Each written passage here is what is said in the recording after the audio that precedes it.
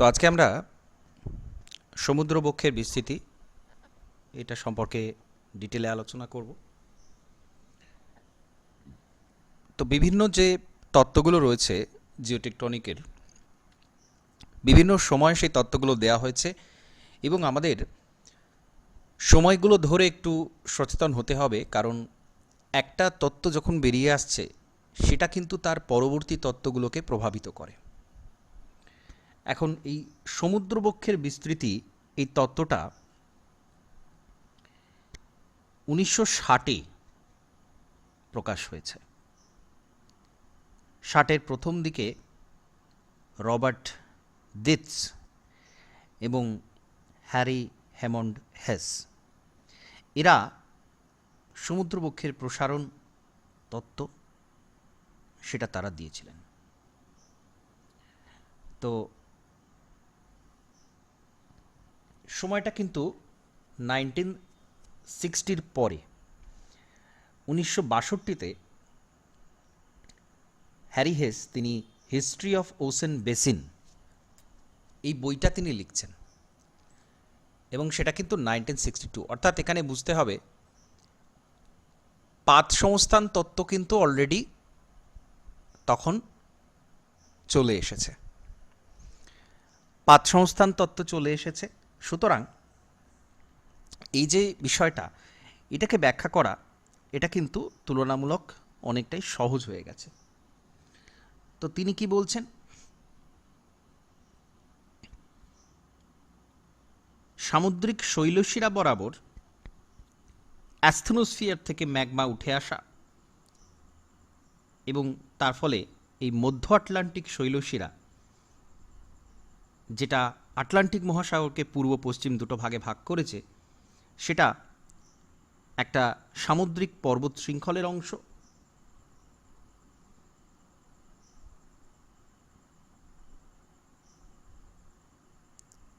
বিভিন্ন ধরনের প্রমাণ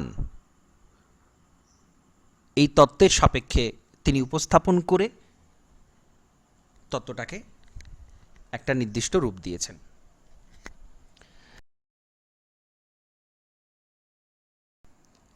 ফ্রান্সিস বেকনের আটলান্টিক মহাসাগরের সৃষ্টি মতবাদ, ওয়েগনারের মহিষঞ্চরণ মতবাদ, আর্থার হোমসের তাপীয় পরিচলন স্রোত মতবাদ এবং খুব গুরুত্বপূর্ণ যেটা ভেনিং মিনেজ, তিনি সামুদ্রিক খাতে ঋণাত্মক অভিকর্ষ বিচ্যুতি যেটা লক্ষ্য করেন, সেটা হ্যারি হেসকে নতুন ভূগাটনিক ধারণা তৈরিতে উৎসাহ দেয়। এখন এই সমুদ্রে খাতে ঋণাত্মক অভিকর্ষ বিচ্যুতি কেন আসবে, এটা একটু আপনারা বলুন। কারণ আমরা এর আগে অভিকর্ষ বিচ্যুতি নিয়ে আলোচনা করেছি, সেখানে সমস্থিতি তত্ত্বে ছিল অংশটা। আমরা সাধারণভাবে জানি যে যে শিলা ভারী, যার ঘনত্ব বেশি, সেখানে অভিকর্ষ বিচ্যুতি ধনাত্মক হয়, কিন্তু সমুদ্র খাতে ঋণাত্মক অভিকর্ষ বিচ্যুতি কেন দেখতে পাওয়া যায়, এটা একটু বলার চেষ্টা করুন।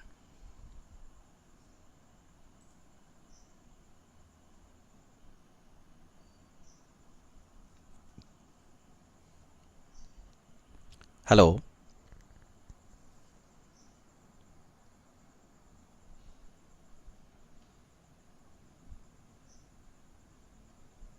আচ্ছা, আমার ভয়েস শোনা যাচ্ছে তো? হ্যাঁ স্যার। হ্যাঁ, আমি একটা প্রশ্ন করলাম যে সমুদ্র খাতে ঋণাত্মক অভিকর্ষ বিচ্যুতি কেন দেখতে পাওয়া যায়, এটা কথা বলেছিলেন ভেনিং মিনেজ তিনি বলেছিলেন এটা এটা কেন।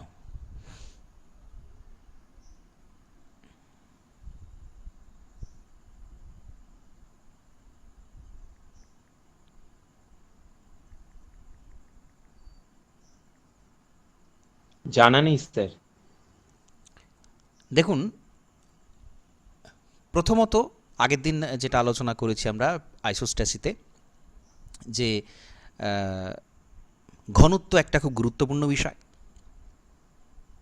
ভূমির উচ্চতা, পৃথিবীর কেন্দ্র থেকে দূরত্ব ইত্যাদি বিভিন্ন কারণে অভিকর্ষ বিচ্যুতি বিভিন্ন হয়। এবং অভিকর্ষ বিচ্যুতি যত উঁচু জায়গা, যেগুলো উঁচু জায়গা, পার্বত্য অঞ্চল, মালভূমি অঞ্চল, এখানে কিন্তু তুলনামূলক ঋণাত্মক হয়। উঁচু জায়গা মানেই তার ঘনত্ব কম হবে এবং সেখানে ঋণাত্মক অভিকর্ষ বিচ্যুতি দেখা যাবে। এবং যত আমরা সমভূমির দিকে আসব, উচ্চতা কমছে, সেখানে ধনাত্মক দেখা যাবে। আরও যদি আমরা নিচে নামি, অর্থাৎ সমুদ্র সমতলে নামি, সেখানে অভিকর্ষ বিচ্যুতিটা ধনাত্মক হয়।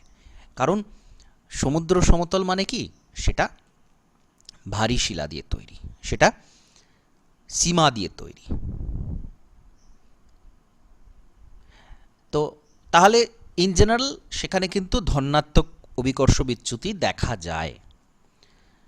এটা সাধারণ নিয়ম, যে কোনো সামুদ্রিক শিলা মানে সেখানে ধনাত্মক অভিকর্ষ বিচ্যুতি থাকবে। তাহলে সমুদ্র খাতে কেন ঋণাত্মক বিচ্যুতি দেখা যাচ্ছে? এরকম সাধারণ বিষয়, কারণ সমুদ্র খাত মানে কি, একটা পাত আর একটা পাতের নিচে প্রবেশ করছে, সেই জায়গাটাতেই তো খাত তৈরি হয়।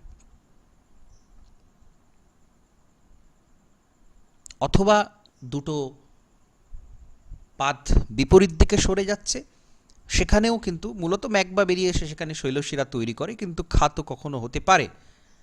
সেই ক্ষেত্রে যেহেতু শিলার ঘনত্ব সেখানে কমে যাচ্ছে, কারণ কি, একটা পাত আরেকটা পাতের নিচে চলে যাওয়া মানে কি, সেটা তো গলন তৈরি হবে, সেখানে গলে যাবে, সেটা পাতটা আস্তে আস্তে গলতে থাকবে। তো সেখানকার শিলা তার ঘনত্ব কিন্তু কমে যাচ্ছে। তো এই কারণে সমুদ্র খাত অঞ্চলে ঋণাত্মক অভিকর্ষ বিচ্যুতি দেখা যাচ্ছে। তাহলে এটা কিন্তু খুব গুরুত্বপূর্ণ একটা বিষয়, এবং সেখান থেকেই ভাবনা চিন্তা শুরু হচ্ছে যে তাহলে আসল ঘটনাটা কি ঘটছে।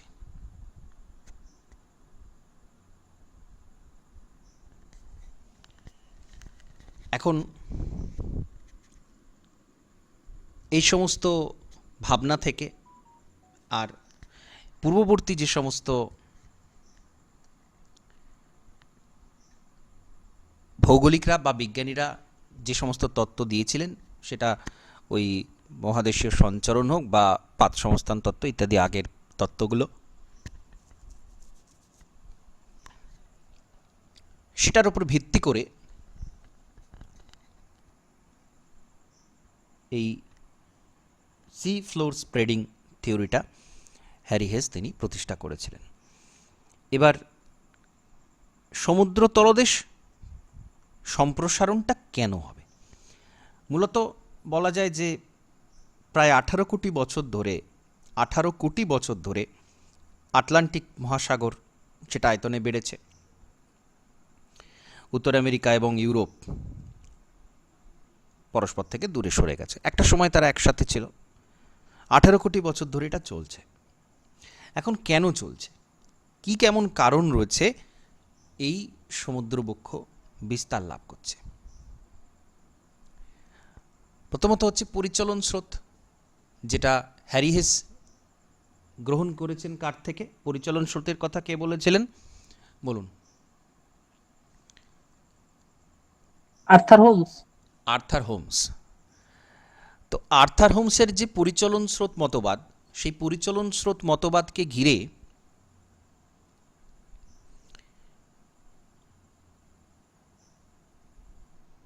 তিনি এটা দায়ী করছেন যে পরিচলন স্রোতের কারণেই দুটো মহাসাগরীয় পাত পরস্পর থেকে দূরে সরে যেতে থাকে, পরস্পর বিপরীত দিকে সরে যাওয়ার কারণই হচ্ছে পরিচলন স্রোত।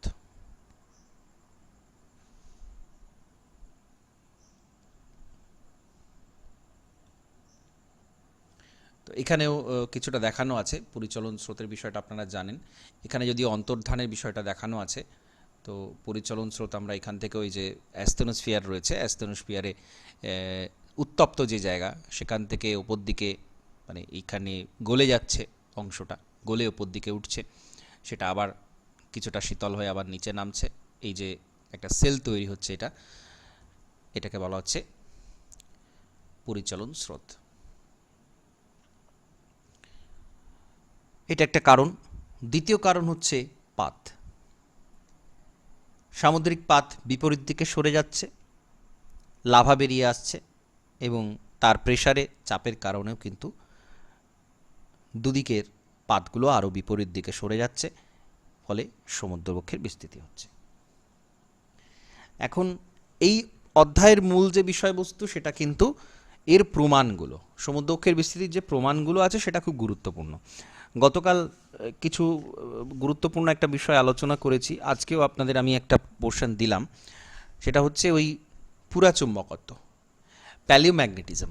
এটা খুব ইম্পর্ট্যান্ট একটা কনসেপ্ট, মেরু ভ্রমণের সাথে কানেক্টেড এবং আমাদের এই অধ্যায়ের যে মূল প্রমাণ, সে মূল প্রমাণের মধ্যে অন্যতম একটা। আচ্ছা, হেসের সাথে কিন্তু এই যে দিৎস, এই দিৎস এর কথাও কিন্তু মনে রাখতে হবে।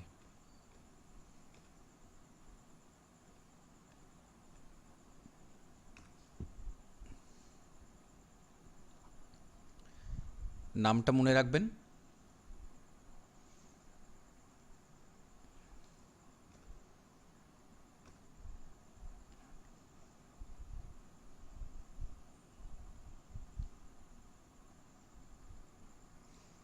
DIETZ,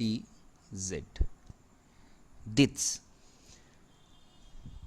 তো এরা দুজনে কিন্তু এই তত্ত্বটা দিয়েছিলেন এবং আলটিমেটলি 1962তে যদিও হিস্ট্রি অফ ওশেন বেসিনে মূল তত্ত্বটা প্রকাশ পাচ্ছে।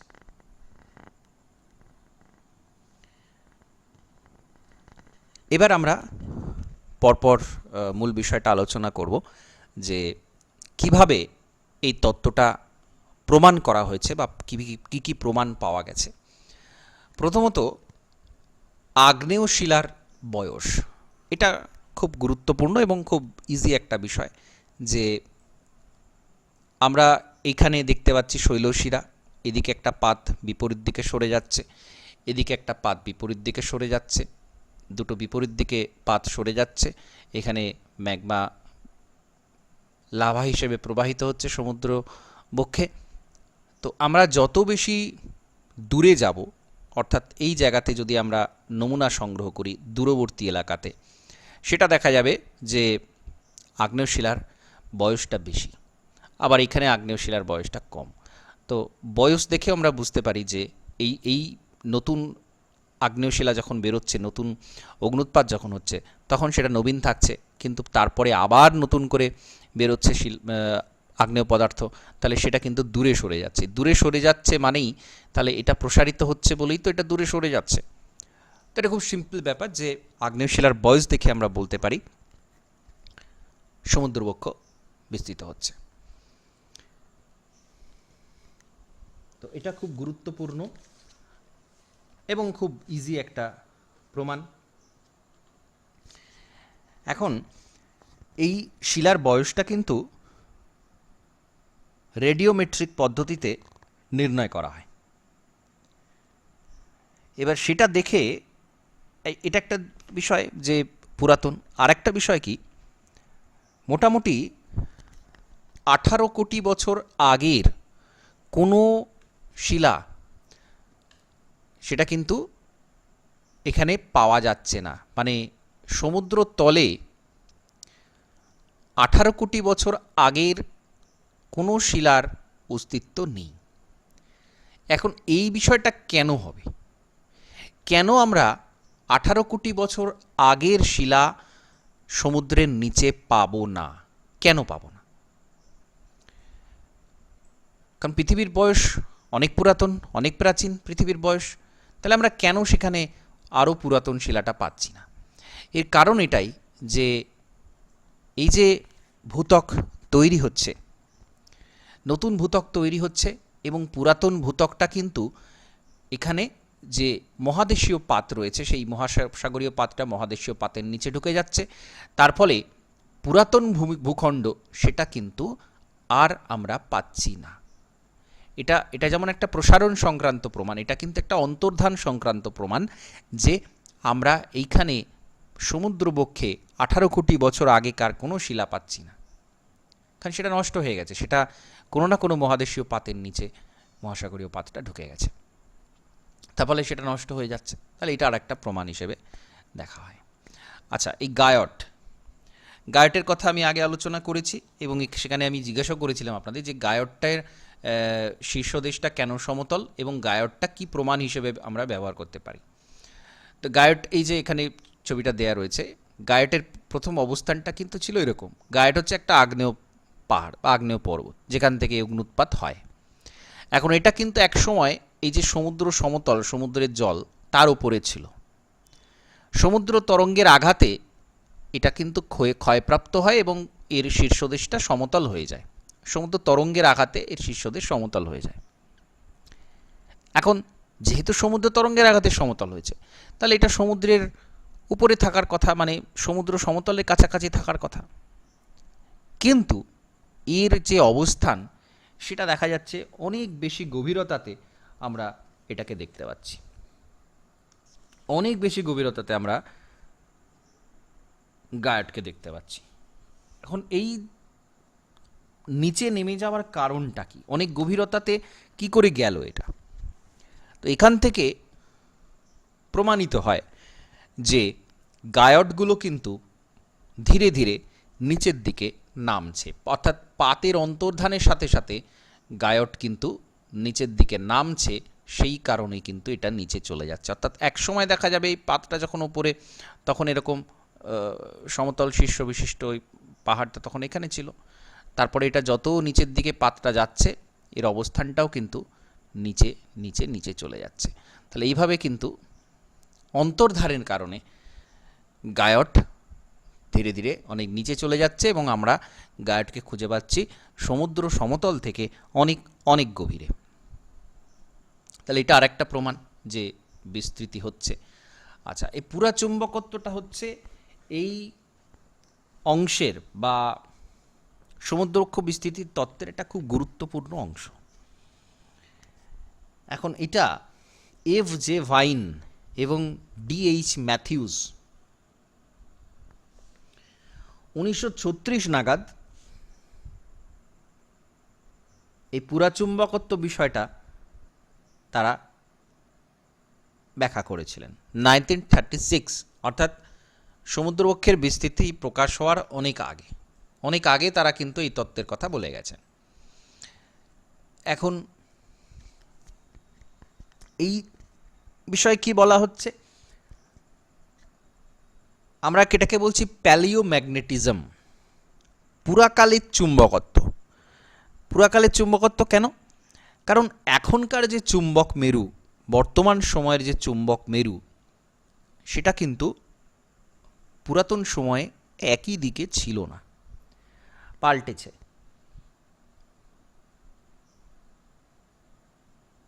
আমরা কি করে জানতে পাচ্ছি? ম্যাগনেটোমিটারের সাহায্যে বিভিন্ন মহাসাগরের চুম্বকীয় বিচ্যুতি, চুম্বক মেরুর দিক, সেটাকে মাপা হয়। এখন এখান থেকে কি প্রমাণ হচ্ছে? এখানে একটা চিত্র আমরা দেখতে পাচ্ছি, দেয়া রয়েছে, সমুদ্রবক্ষটা বিস্তৃতি ঘটছে। তো এটা প্রথম অবস্থা, এটা হচ্ছে প্রথম অবস্থা, বিটা হচ্ছে দ্বিতীয় অবস্থা এবং সিটা হচ্ছে তৃতীয় অবস্থা। তো এই বিস্তৃতি হওয়ার সাথে সাথে এর কি সম্পর্ক? প্রথম আমাদের বিষয়টা বুঝতে হবে যে একটা নতুন লাভা, তরল লাভা যখন বেরিয়ে আসছে, সেই লাভাটার মধ্যে কিছু চুম্বকীয় পদার্থ আছে বা এমন কিছু পদার্থ যেটা চুম্বককে আকর্ষণ করে, যেমন লোহা, নিকেল, এই জাতীয় পদার্থ সেই লাভার সাথে বেরিয়ে আসছে তরল অবস্থায়। তো সেই লাভাটা যখন কঠিন হচ্ছে, সেই কাঠিন্য প্রাপ্তির সাথে সাথে ওই যে লোহা বা নিকেল জাতীয় এমন পদার্থ যেগুলো চুম্বক আকর্ষণ করে, সেইগুলো কিন্তু চুম্বক মেরু অনুযায়ী সজ্জিত হয়ে যাবে। অর্থাৎ এর মধ্যেকার এই শিলাটার মধ্যে যে লৌহখণ্ডটা আছে সেটা কিন্তু চুম্বক মেরুর যে উত্তর দক্ষিণ মেরু সেটা অনুযায়ী এটা কিন্তু সজ্জিত হবে, নর্থ সাউথ এরকমভাবে সজ্জিত কিন্তু হবে, চুম্বক মেরু অনুযায়ী সজ্জিত হবে। এইটুকু বোঝা গেছে? একটু জানাবেন। হ্যাঁ স্যার, বুঝতে পারছি। হ্যাঁ, তাহলে এটা হলো, তাহলে এটা কাঠিন্য প্রাপ্তির সাথে সাথে হলো। এবার এইটা কিন্তু আবার পরে দূরে সরে যাবে, আবার নতুন লাভা বেরিয়ে আসছে, নতুন এই জায়গাটাতে নতুন লাভা বেরিয়ে এসছে। তাহলে এইখান থেকে যদি এখানে এই অংশটা আবার ঠান্ডা হবে, শীতলতা প্রাপ্ত হবে, সেই শিলার মধ্যে যে মানে লৌহ পদার্থগুলো আছে সেটা চুম্বকত্ব প্রাপ্ত হবে। তাহলে এখানে আবার আমরা এখান থেকে স্যাম্পল নিয়েছিলাম আগে, এখন এখান থেকে স্যাম্পল নিলাম। এইবার এখানেও তাহলে নর্থ সাউথ অনুযায়ী সজ্জিত হবে, কিন্তু এই দুটো স্যাম্পেলের মধ্যে দেখা যাচ্ছে কি যে এখানে কিন্তু মেরুর দিকটা পরিবর্তিত হচ্ছে, নর্থ সাউথ এরকম হয়ে গেছে,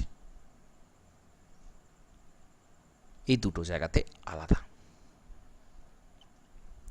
এটা কেন হলো? তার কারণ হচ্ছে পৃথিবীর যে চৌম্বকীয় মেরু, সেই চৌম্বকীয় মেরু কিন্তু একই রকম থাকে না। চৌম্বকীয় মেরু কিন্তু একই রকম থাকে না, এটা কিন্তু পাল্টে যায়। আজকে যেখানে উত্তর দক্ষিণ মেরু রয়েছে, আগামী কয়েক কোটি বছর পরে সেই উত্তর দক্ষিণ মেরু কিন্তু পুরোপুরি ঘুরে যাবে। এটা কিন্তু সময়ের সাথে সাথে পাল্টাতে থাকে। এই কারণেই আমরা সমুদ্রের অঞ্চলের বিভিন্ন জায়গাতে যদি শিলার নমুনা দেখি, সেখানে দেখব চৌম্বকীয় মেরু ওই শিলাতে এক এক শিলাতে এক এক রকম, কারণ যে যুগে সেটা তৈরি হয়েছে সেই যুগে চৌম্বক মেরু যেদিকে ছিল সেই দিক অনুযায়ী সেটা বিন্যস্ত হবে। এখন এখান থেকে কি প্রমাণ হচ্ছে যে এই যে সমুদ্রবক্ষ, যত আমরা দূরে যাব, সমুদ্রবক্ষের মানে শৈলশিরা থেকে যত দূরে যাব, তত আমরা দেখব উত্তর দক্ষিণ মেরু কিন্তু আলাদা আলাদা দিকে সজ্জিত হচ্ছে। তাহলে এই যে সমুদ্রবক্ষ, এটা নিশ্চয়ই একসাথে তৈরি হয়নি, লাভা বেরিয়ে এসেছে, বিভিন্ন যুগে বিভিন্নভাবে লাভা বেরিয়ে এসেছে এবং সেটা চৌম্বক মেরুর দিক অনুযায়ী সজ্জিত হয়েছে। তো এটা কিন্তু একটা, এই যে প্রসারণ হচ্ছে, সমুদ্রবক্ষ যে বাড়ছে, বিস্তৃত হচ্ছে, সেটা কিন্তু এইখান থেকে আমরা বলতে পারি।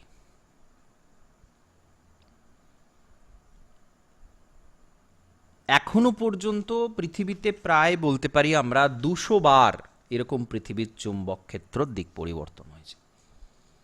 আজকে আমরা যেখানে নর্থ সাউথ দেখছি, আগামী কয়েক কোটি বছর পর সেখানে কিন্তু নর্থ সাউথ থাকবে না।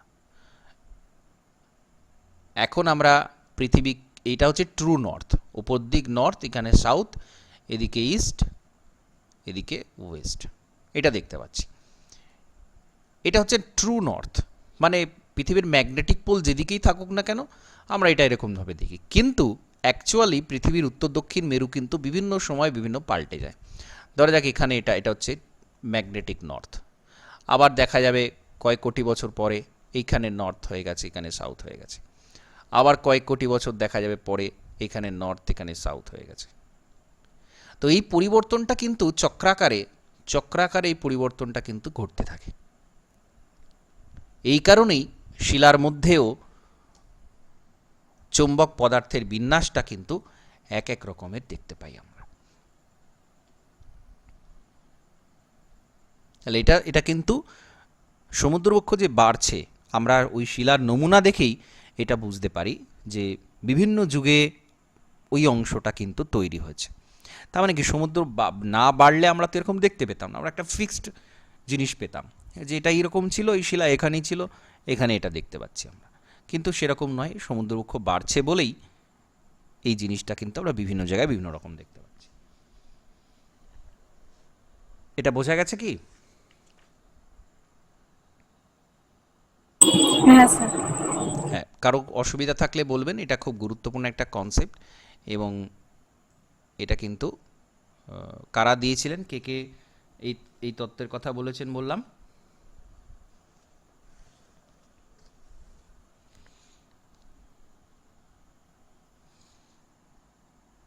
এফ জে ভাইন এবং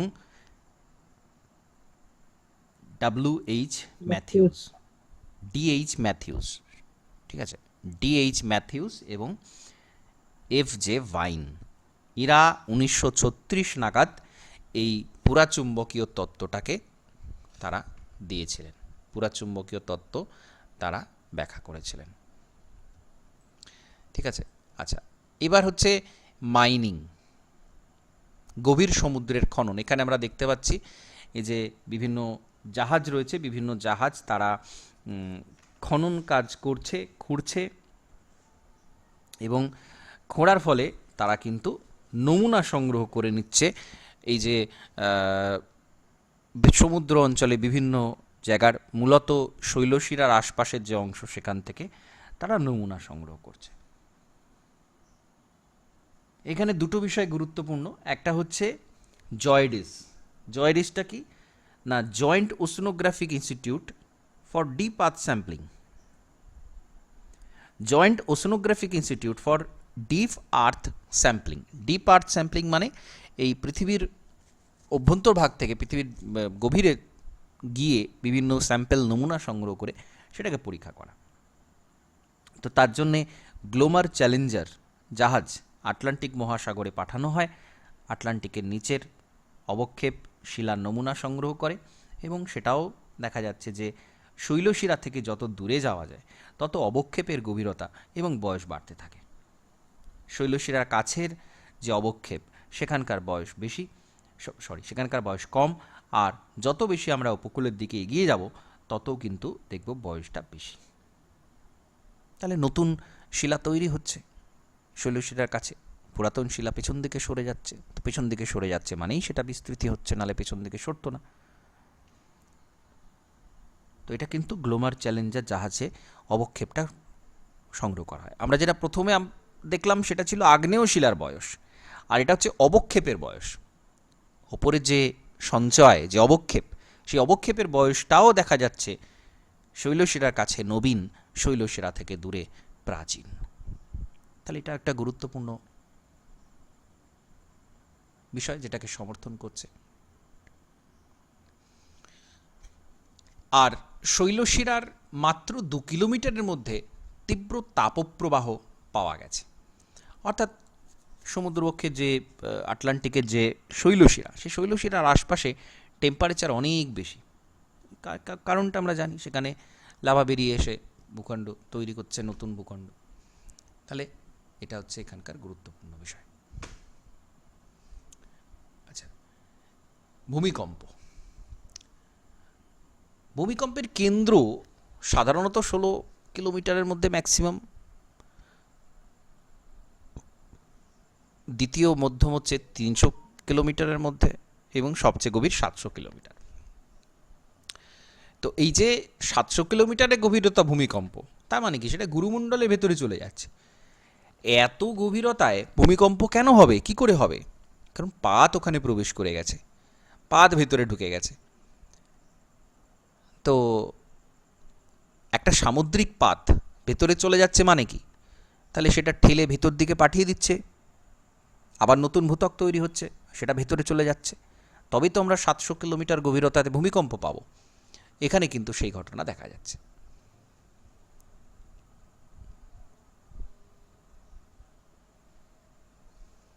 তো এই সমস্ত বিষয়গুলো দেখতে পাওয়া যায়। সার্পেন্টাইন ভবন,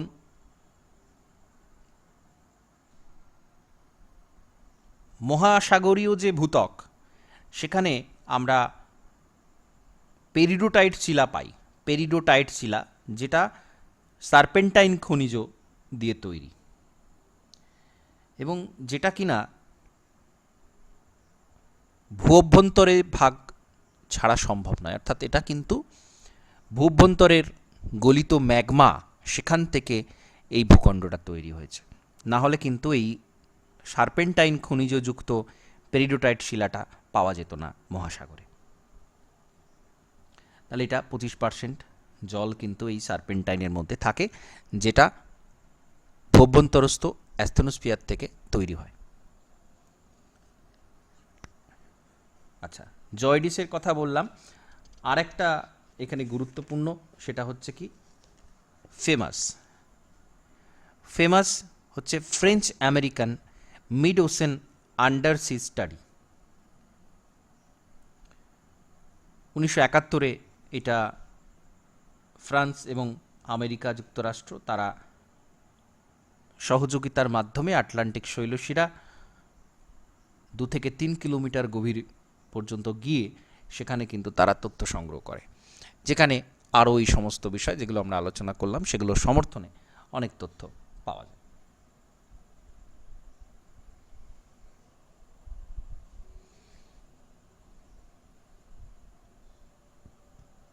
তো এই সমস্ত সাক্ষ্য প্রমাণ থেকে আমরা বলতে পারি যে সমুদ্রবক্ষের বিস্তৃতি এটা কিন্তু প্রতিনিয়ত চলছে।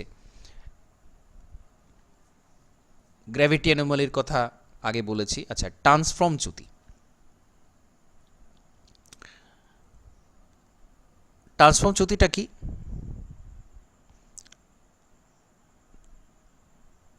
উইলসন 1965 নাগাদ নেচার পত্রিকাতে তার গবেষণাপত্র প্রকাশ করেছিলেন যে ভূখণ্ডগুলো একটার সাথে একটা বিচ্ছিন্ন হয়ে যাচ্ছে। মূলত এটা কিন্তু আমাদের এই যে কোরিওলিস বল, পৃথিবীর ঘূর্ণন বল, সে কারণে এটা মূলত হয়ে থাকে। মহাসাগরীয় ভূত্বকে চৌম্বকীয় যে বিচ্যুতি জায়গা সেগুলো কিন্তু অনুভূমিক দিক বরাবর সরে যায়, অর্থাৎ এখানে চ্যুতিটা হচ্ছে এরকমভাবে এক একটা খণ্ড বিপরীত দিকে পরস্পরের এরকম সরে যেতে থাকে। এটা হচ্ছে ট্রান্সফর্ম চ্যুতি, যেটা কিনা মহাসামুদ্রিক শৈলশিরার মধ্যে আমরা দেখতে পাই। চ্যুতি বরাবর সমকোণে এটা কিন্তু বিপরীত দিকে সরে যায়। আমরা সবচেয়ে ভালো এটা দেখতে পাই সান আন্দ্রিয়াস চ্যুতি। সান আন্দ্রিয়াস চ্যুতি যেটা উত্তর আমেরিকার পশ্চিম উপকূলে, প্রশান্ত মহাসাগরের পূর্ব উপকূল বা উত্তর আমেরিকার পশ্চিম উপকূলে সান আন্দ্রিয়াস বরাবর ট্রান্সফর্ম চ্যুতি দেখতে পাওয়া যায়, খুব পরিষ্কার দেখতে পাওয়া যায়। আমরা জানি মূলত নিরপেক্ষ চলনের কারণে হয়, পৃথিবীর আবর্তনের কারণেও কিন্তু এই ধরনের চ্যুতি সৃষ্টি হতে দেখা যায়। এবার আমরা আটলান্টিক মহাসাগরে কিন্তু এই চ্যুতিটা দেখতে পাবো, সমান্তরালভাবে গঠিত একটা চ্যুতি যেটা কিনা পরস্পরের বিপরীত দিকে সরে যাচ্ছে। তো এইখানে এরকম চ্যুতি অংশ যদি এদিকে সরে যায়, এদিকের চ্যুতির অংশ যদি এদিকে সরে যায়, তাহলে খুব স্বাভাবিকভাবে আমরা বলতে পারি এই দিকের অংশ কিন্তু এদিকে বিস্তার লাভ করবে এবং এদিকের অংশ এদিকে বিস্তার লাভ করবে। তো ট্রান্সফর্ম চ্যুতি বরাবর এই ঘটনাটা আমরা দেখতে পাই।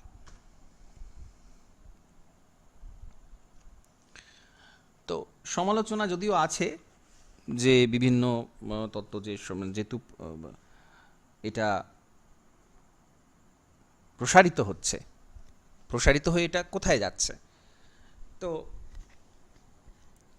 নতুন ভূত্বক তৈরি হচ্ছে সেটা আমরা জানি। নতুন ভূত্বক তৈরি হচ্ছে বলেই পুরাতন ভূত্বক ধ্বংস হয়েছে এবং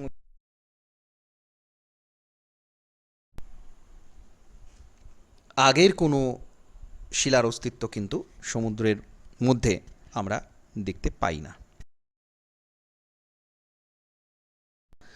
তাপপ্রবাহ, পুরাচুম্বকত্ব, এই যে এতগুলো ডিপ সি ড্রিলিং প্রজেক্ট, যেটা international phase of ocean drilling বা ফেমাস যেটা French American mid ocean under sea study, এরকম নানা রকমের তথ্য প্রমাণ থেকে আমরা বলতে পারি যে সমুদ্রবক্ষের বিস্তৃতি এটা কিন্তু একটা প্রতিষ্ঠিত তত্ত্ব। মূল প্রবক্তা হ্যারি হেস এবং তার সাথে কিন্তু দিৎসের নামটাও মনে রাখতে হবে। ঠিক আছে, তাহলে এই হচ্ছে মূল তত্ত্ব। মূল বিষয়গুলো আমাদের সকলেরই কম বেশি জানা, আমাদের শুধু এই জায়গাতে কিছু কিছু জায়গাতে আমাদের গুরুত্ব দিতে হবে, যেগুলো বললাম সেটা মনে রাখবেন এবং একটার সাথে একটা রিলেট করে যে কোন সময় এটা এসেছিল এবং কোন তত্ত্বের দ্বারা প্রভাবিত হয়ে এটা প্রতিষ্ঠা পেয়েছে সেটা আমাদের একটু জানতে হবে। ঠিক আছে। আচ্ছা, আপনাদের গতকাল মক টেস্টের কথা বলেছিলাম, মনে আছে? হ্যাঁ স্যার। হ্যাঁ, আপনাদের মাসের শেষে একদম 30-31 তারিখ নাগাদ পুরো জিওটেকটনিকের ওপরে মক টেস্ট নেব, কারণ ওভারঅল সিলেবাসটা কভার হয়েছে। যারা পরে এসেছেন পুরাতন ক্লাস নোটস দেখে নেবেন ভালো করে। আমি অনেক এমসিকিউ আরও দেব। পুরো জিওটেকটনিকের ওপর যে এমসিকিউ সেটা কি আপনাদের দেয়া হয়েছিল? একদম পুরো রিভিশন নোটস যেটা জিওটেকটনিকের। না স্যার। আচ্ছা, প্রিভিয়াস ইয়ারের যেটা নেট সেটের কোয়েশ্চেনের যেটা, সেটা কি দিয়েছিলাম?